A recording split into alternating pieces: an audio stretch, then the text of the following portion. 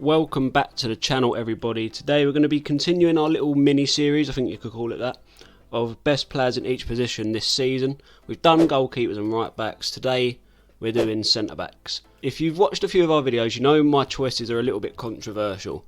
I've tried to go off stats, and big disclaimer, this video is opinionated. This is my opinion. If you have a different opinion, that is totally fine. Feel free to put down in the comment who you think has been better than these centre-backs this season. So without further ado, let's get into it.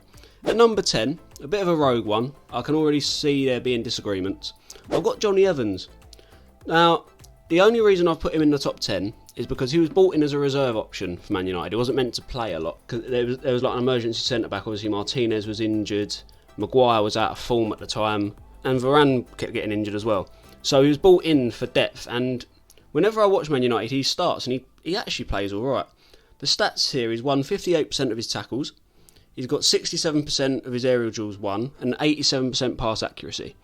He's also got an assist this season. That's, I think, more than a few outfield players. So, considering what he was brought in for and the performances he's done, he also keeps Varane out the starting lineup a lot. So I think Connor will like me mentioning that, because he does not like Raphael Varane. For me, Jonny Evans is at number 10, just for the way he was brought in, the reason he was brought in and the performances he's put in. So at number 10, I've got Jonny Evans. To the 9th position, I've gone Lewis Dunk, Brighton. 67% of his aerial duels won, 31 blocks, 25 interceptions. He's got an assist and 3 goals. And he's just always been solid for Brighton. Whenever I watch Brighton, he's always dropping a good performance. I know Brighton haven't reached the levels that they did last season, but that happens sometimes when a team does get Europe for the first time in a long time. I think Brighton, it was their first time ever getting European football. So that will take a toll on the team. It did when my club got European football for the first time. We did struggle in the league. You know, also they got beat by Roma, but Roma have got European pedigree. Can't really hold that against them. But Brighton have still been solid. They're still a team you don't really want to go and play. And Lewis Dunk's just been solid. You know, he's been called up for England recently. Will he go to the Euros? Probably not. Maybe. Who knows? But yeah, he's just been solid for Brighton. He has been the whole time he's been there. He's Brighton through and through. On to centre-back number 8 now. I've got Mickey van der Ven. You know, he's signed from Wolfsburg. He's a young lad. He's 22. He's my age, which is crazy. 6'4", left-footed centre-back. Absolutely rapid as well. The only reason I've got him this low down at 8th is because he was out for a little while with injury, and you could tell the impact he has on Tottenham. And I just think the players above him have performed better with, you know, where they are in the league table. You've got to take that into consideration as well. But he's won 74% of his tackles.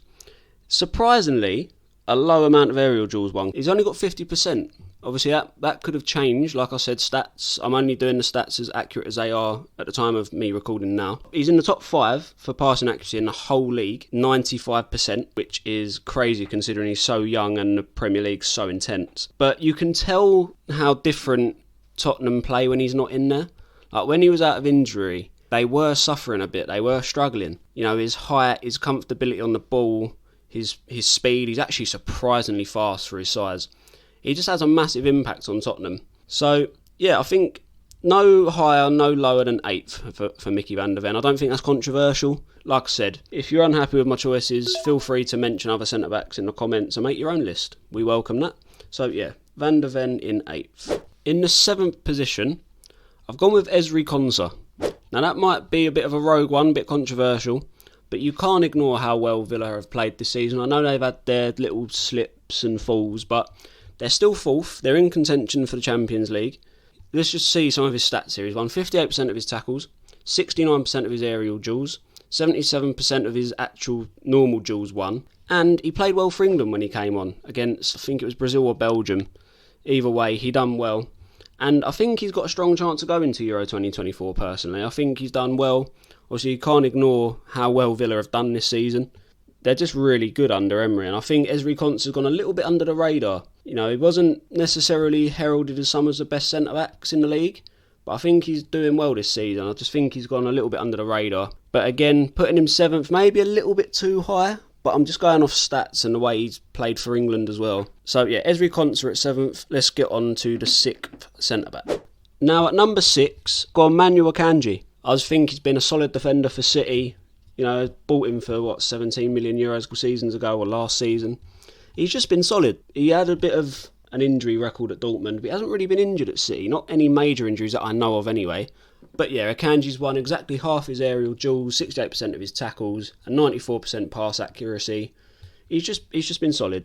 You know, there's a few Man City players in this list, and I've originally had him 5th, but his teammate who I'm going to put, I think, has played just that little bit better than him, in my opinion. So let's just throw him in as well. So 5th, I've got Nathan Ake.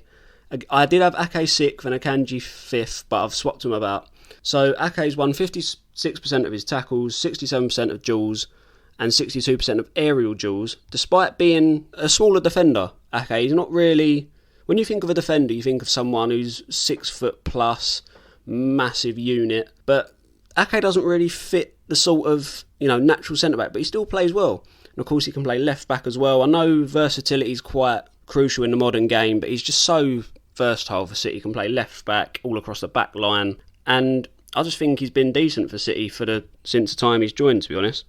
He's also chipped in with 2 goals and 2 assists. But based off what I've seen, I've decided to put Ake higher than Akanji. Hopefully that's not controversial. If it is, like I said, you can put them in either position. And I don't think it's controversial. I don't think it's a mad statement. Ake and Akanji. Right, into the top 4 spots. And I'm not going to lie, I think this is where it's going to get controversial. Continuing with the City theme, in 4th I've got Ruben Diaz. I feel like I'm going to get pelters for this one. But he's got surprisingly low stats. I mean, I know you can't go off just stats, but he's got surprisingly low stats. 49% tackle success rate. It's not great, but you wouldn't think it when you watch Diaz. He's just a solid defender. He reminds me of an old school defender. Like, he throws himself in front of the ball. I know he's not the captain of Man City, but he's a great leader. He's not afraid to, give instructions. Great communicator on the pitch. He's just a solid defender, to be honest. He's actually not received a card in the Premier League this season, despite conceding 22 fouls, which, you've got to take into account. It's quite impressive. And he does have a 94% pass accuracy. And I know he plays for City, so, their game involves a lot of passing, but that's still quite good. I'm just looking at the players I've got above him. From what I've seen, I think they've performed a little bit better than him. But to be fair, Ruben Diaz has set himself a very high standard of performance, like any sort of Man City player will.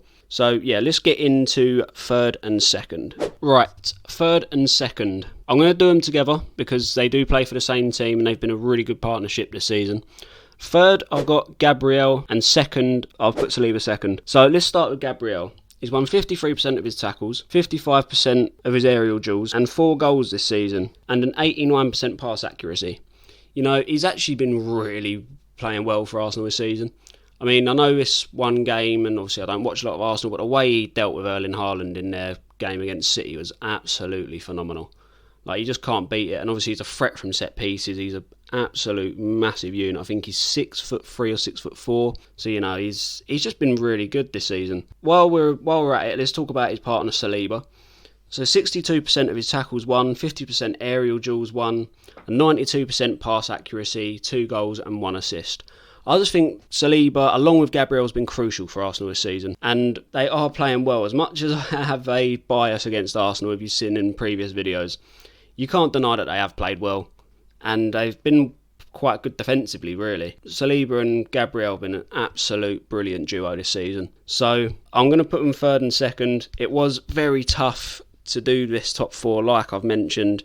So with that said, let's get into who I think has been the best centre-back in the Premier League this season. And at number 1, we have Virgil van Dijk. He's just been brilliant for Liverpool, and he can't really say anything against him. I know he probably gets a little bit overrated by the media, but he is just a quality centre-back. We just need to acknowledge it. He's won 58% of his tackles, an 83% aerial duel success rate, 91% pass accuracy.